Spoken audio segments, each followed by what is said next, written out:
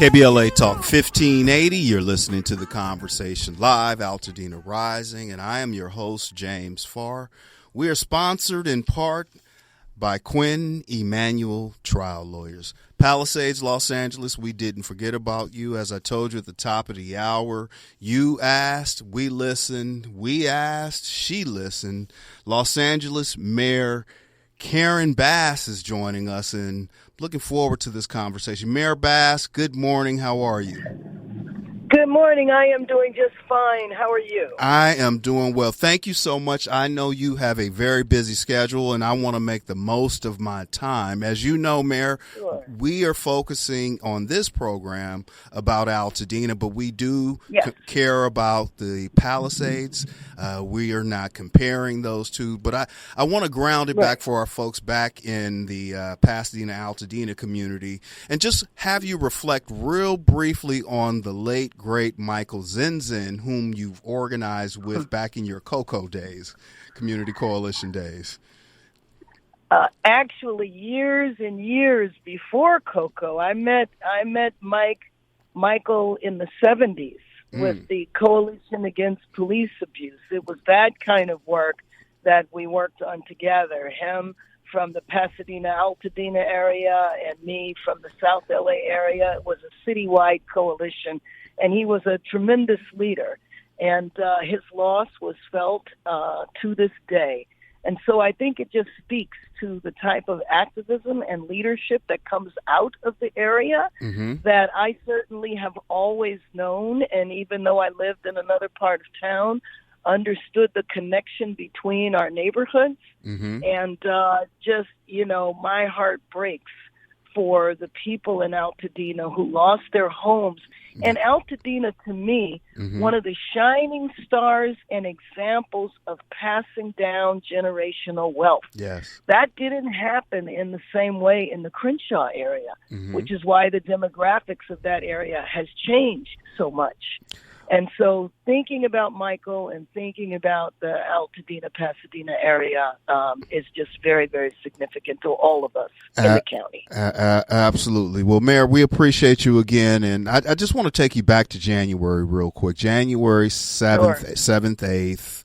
And then moving a little bit further around the 24th, you had a visit and press conference from President Trump, who had just been recently sworn in. And there was some discussion, 18 months or longer to clear debris. And he insisted that it happened now and couldn't quite figure out what hazardous debris is, right?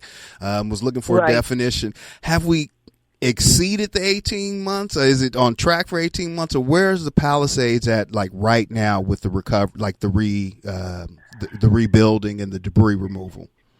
And I appreciate you asking, and also appreciate you pointing out that as much as I stand in solidarity with Altadena, the only part of the fire area that is represented by the city of Los Angeles is the Palisades. So that has been my focus. But I will tell you that the debris removal has moved really, really fast. 18 months. It's actually about 80 to 90% cleared right now in the seventh month. And by the end of the seventh month, it really will be complete. That doesn't mean that there won't be a house here or a house there, there is still debris because those owners elected to remove the debris on their own.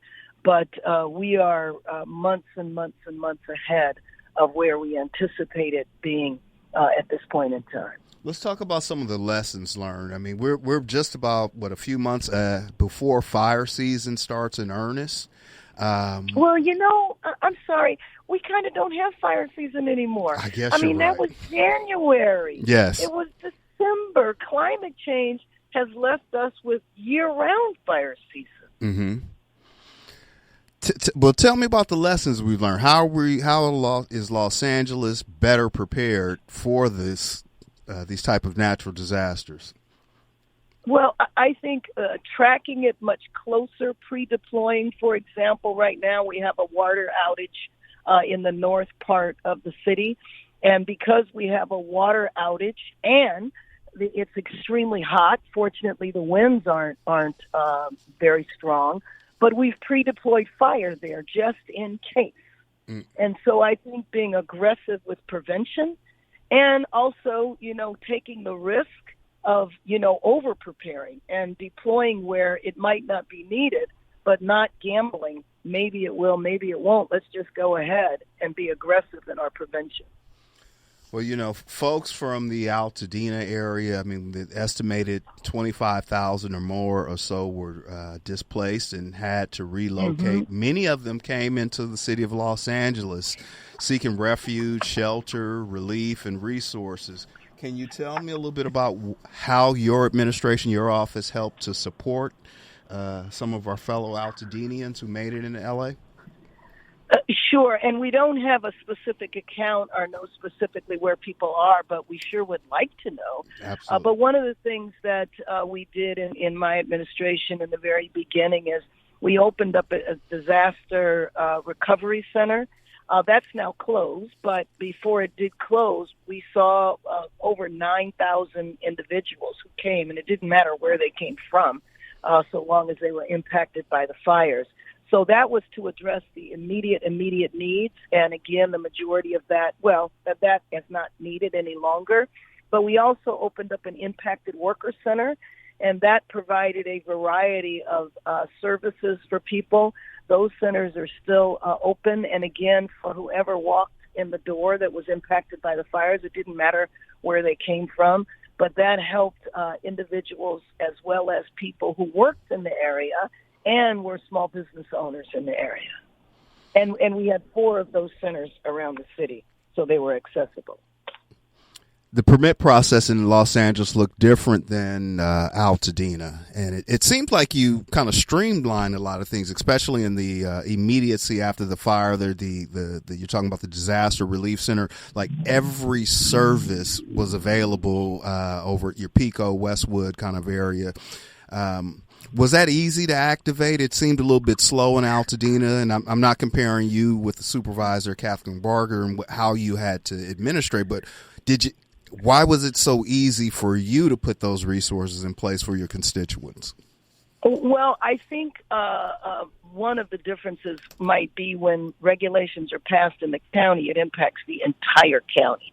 And the city, obviously functions differently. And by the way, I work very, very closely, very well with Supervisor Barger. What we put in place was a one-stop rebuilding center. I didn't mention that because that was accessible, or is rather, because it's still open. That is accessible only for Los Angeles residents because it's about the Los Angeles permitting process, sure, which is, obviously specific to our area. But some of that streamlining we had already begun, and we had lessons learned from housing the people who are homeless. So we started the streamlining for that when I came into office a 2.5 years ago. So we applied those lessons learned and practices to the rebuilding after the fires. And so that's still underway. So expedited permitting, especially if you're going to build the same thing back, then you pretty much just sail through the permitting process. Well, Mayor Bassett, my final 90 seconds with you. I'd appreciate you taking this time with us. What do you want Los Angeles to know? Our listeners are in the Palisades as well. They're part of the delegation, and you're no stranger to KBLA Talk 1580 and our delegation. What do you want them to know? What resources are available? I'll give you that final time to share with us. Sure, and really wanting people to take advantage of the One-Stop Rebuilding Center, but we also want your feedback, because when we do things like this, we are piloting streamlining by applying it to a broader area. Let us know if something is not working so we can resolve it. We're in this together. We're going to stand together strong until every single person that wants to rebuild is rebuilt and back at home. That's Los Angeles Mayor Karen Bass. Mayor, thank you so much for joining us. And anytime, as you know, over here, as we sit in Leimert Park in the fine city of Los Angeles, the city that you are the mayor of, you always have an invitation here to come share information, how you're supporting the Palisades. Mayor, thank you so much for joining us. Thank you. Thanks for having me on. We'll be back. Absolutely. When we come forward, I have some updates for you, some things happening in the community. You're listening to The Conversation Live, Altadena Rising. I'm your host, James Farr, and we are sponsored in part by Quinn Emanuel Trial Lawyers. KBLA Talk 1580 is an intervention. When we come forward, includes you. KBLA Talk 1580, turning pain into power.